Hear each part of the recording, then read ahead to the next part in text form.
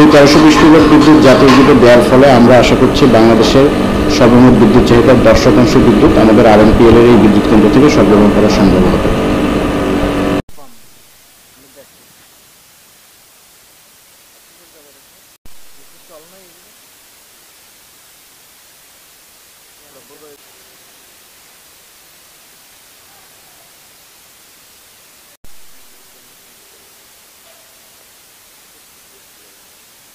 আমরা পটুয়াখালীবাসী হিসেবে আনন্দিত। পটুয়াখালীর এই বিদ্যুৎ কেন্দ্রের উৎপাদন জাতীয় গ্রিডে সংযোজন হয়ে সারা দেশবাসী এই বিদ্যুতের সেবা পাবে।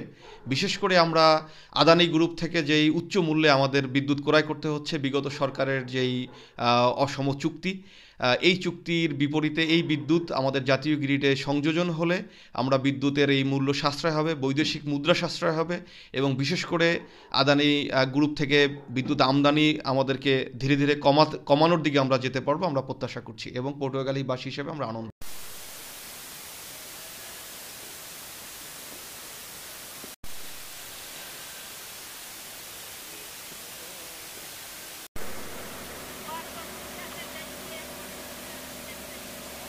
এটা জাতীয় গ্রিডে প্রায় আমাদের গড় যে চাহিদা ন্যাশনাল ডিমান্ডের প্রায় 10% যোগান এখান থেকে দিবে এবং এটা আমাদের আদানি থেকে আমরা 1496 মেগাওয়াট বিদ্যুৎ আমদানি করা হয়।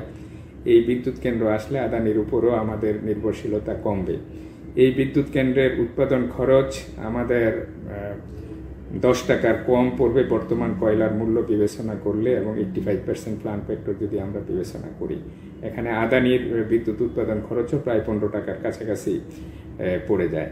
তো এই বিদ্যুৎ কেন্দ্র আগামী গ্রীষ্মকালে আমাদের লোডশেডিংয়ের মাত্রা এই বিদ্যুৎ কেন্দ্র চালু হলে লোডশেডিংয়ের পরিমাণ আমাদের অনেক কমে যাবে এবং আমরা আশা করছি যে বিদ্যুৎ উৎপাদন খরচও, যেহেতু এই তেলভিত্তিক বিদ্যুৎ উৎপাদন খরচের চেয়ে কয়লার উৎপাদন খরচ অর্ধেকের চেয়েও কম, সেই হিসাবে গড় বিদ্যুৎ উৎপাদন খরচও কমে আসবে।